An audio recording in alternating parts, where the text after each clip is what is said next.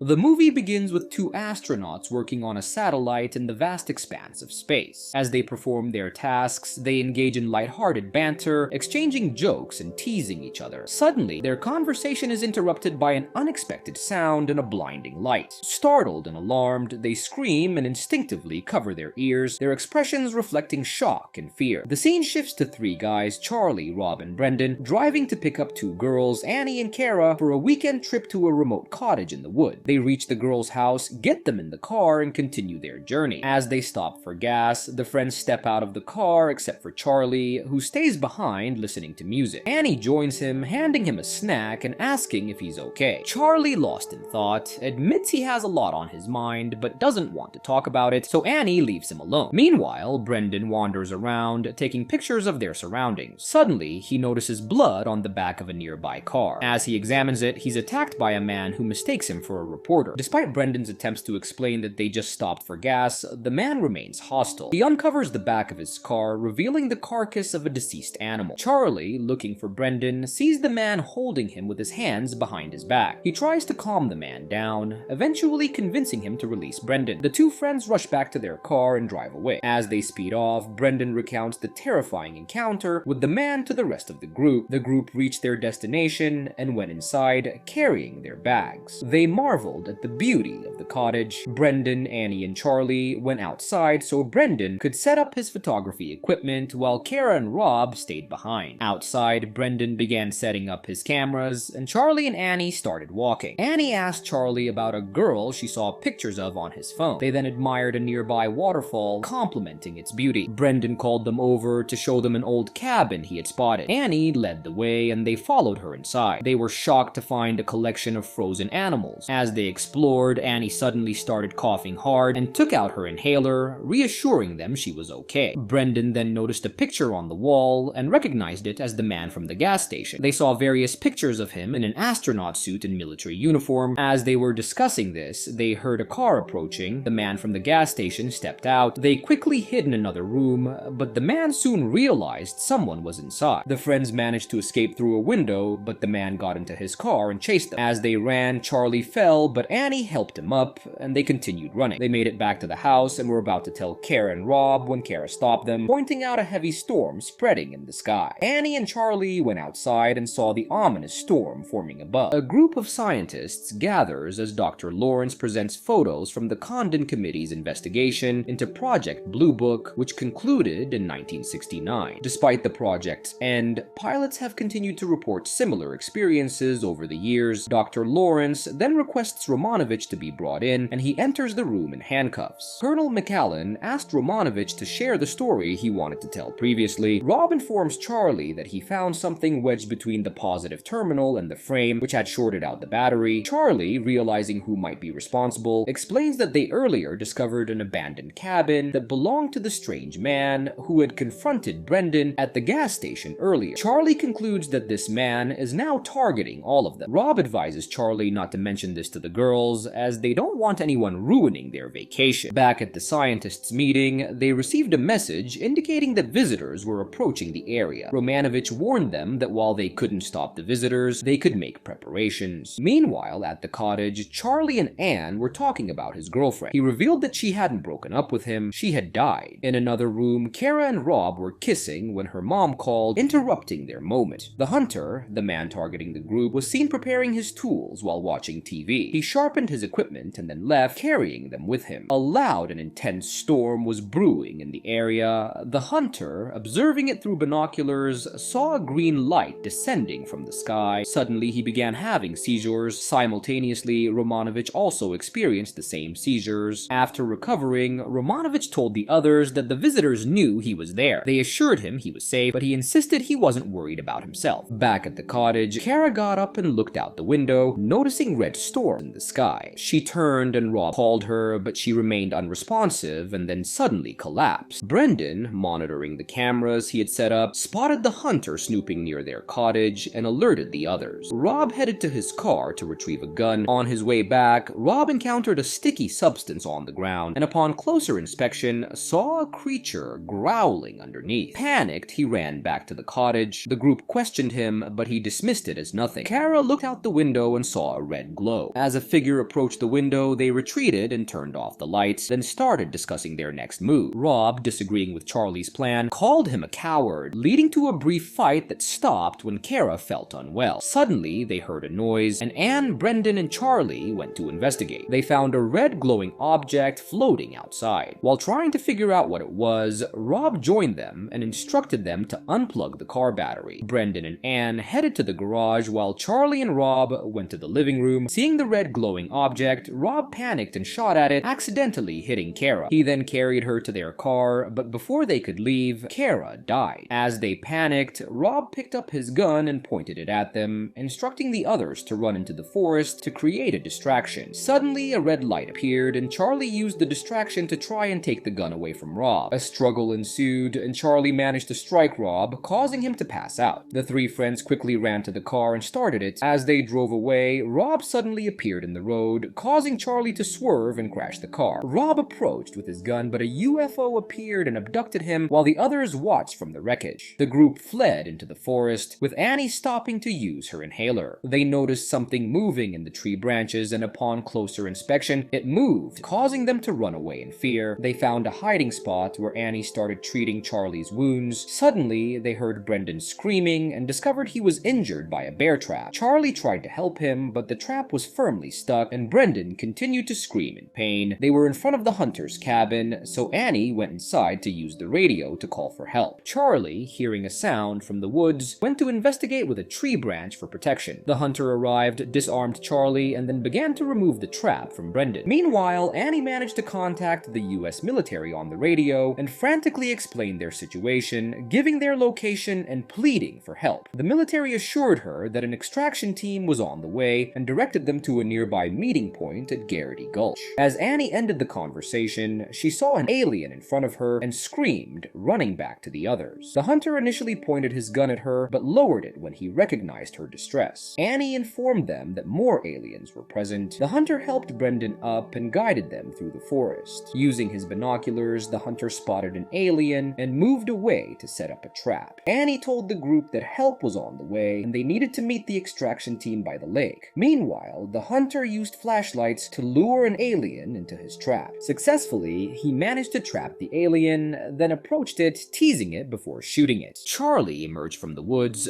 furious at the hunter for using them as bait. He attempted to punch the hunter, but the hunter struck him back. The group quickly entered the hunter's cabin. Inside, the hunter began treating Brendan's injury, giving him a drink and a stick to bite into before manipulating and bandaging his leg. Brendan passed out from the pain. Charlie then told Annie they needed to leave immediately. Annie asked what they would do about Brendan, and Charlie suggested stealing the hunter's car. They agreed that Annie would steal the keys while Charlie distracted the hunter. Charlie engaged the hunter in conversation, praising his work and trying to keep him occupied. During the conversation, the hunter, knowing that they were going to take the car, mentioned that the truck wouldn't work because the head gasket had blown and he had barely made it back home that afternoon. Realizing their plan to steal the truck was futile, Charlie asked if they could use the boat instead. The hunter confirmed that the boat was available and they decided to use it as their means of escape. The hunter laughed, prompting Annie to ask what was so funny. He explained that he didn't mean they should leave now, but at dawn, as sunlight interferes with the aliens' metabolism and slows them down. Charlie, frustrated and anxious, questioned if the hunter expected them to wait until dawn, asking what they would do in the meantime. The hunter, with a stern look, remarked that they'd be lucky to make it 50 yards out the door without getting caught. The hunter then began to share a deeply personal story. He recounted his experience from April 7th, 1995, vividly describing how he was sitting in the shuttle flight deck performing pre-launch checks when everything changed in an instant. He blinked and suddenly found himself face down in a desert 2,000 miles away, with no memory of how he got there or where he had been for the last 48 hours. The disorientation and fear were palpable as he detailed waking up in a strange deserted land. Over time, fragments of memories began to resurface, disjointed flashes of lights, sounds, smells, and tastes that haunted him. He revealed that Captain Romanovich and he had gone through the same ordeal. To emphasize his point, he showed them various marks on his body, explaining that these were how the aliens marked those who showed promise before making adjustments and upgrades. The hunter's tale grew more intense as he explained that the aliens had been conducting these test runs for the past 60 years, forsaking 1 or 2 people at a time, all in preparation for tonight's mass abduction. Charlie, unable to believe what he was hearing, interrupted. Then the hunter started to move things on the table with his head to reveal the upgrade that was done on him. He shared that his understanding of these events didn't come easily. It took years of piecing together fragmented memories and discovering that he wasn't just himself anymore. He had neural implants that connected him to the aliens in ways he couldn't fully comprehend. He elaborated that the aliens had been visiting Earth for millennia, making adjustments to human evolution at key intervals. The first astronaut was a chimp, and the second was a dog, highlighting how humans use lesser species for experiments, just as the aliens viewed humans. These adjustments, the hunter explained, were like upgrades, pushing human evolution forward each time they intervened. The hunter talked about how he had tried to warn people about the coming storm and the mass abduction. He had told everyone he could, but his warnings were dismissed as delusions or a transformation of his sense of reality. He recounted how the visitors had taken everything from him: his sense of self, his memories, his peace. Determined and resolute, the hunter declared that tonight he would return the favor. He was prepared to fight back against the aliens, using everything he had learned over the years to survive and protect those who were with him. The group, realizing the gravity of the situation, knew they needed to prepare for the coming storm and the imminent mass abduction. The hunter went outside to start setting traps around the cabin. Inside, Annie approached Charlie with a worried look, seeking reassurance that they would escape. Charlie, lost in thought, reflected on whether everything happens for a reason. He then began to recount the tragic incident involving his girlfriend. Flashbacks showed when he suddenly woke up to her screams. He had been thrown from the vehicle, but she was still pinned under the dashboard, desperately trying to free her amid smoke and chaos. He was helpless as the car exploded before he could save her. As Annie and Charlie were talking, the hunter returned, dragging the body of an alien behind him. He went into another room and closed the door. Annie began waking Brendan, telling him it was time to go. Meanwhile, Charlie noticed that the hunter was dissecting the alien. Suddenly, a loud noise and a bright light enveloped the cabin, forcing them to cover their ears. The hunter emerged from the room, instructing them to stay inside before heading out.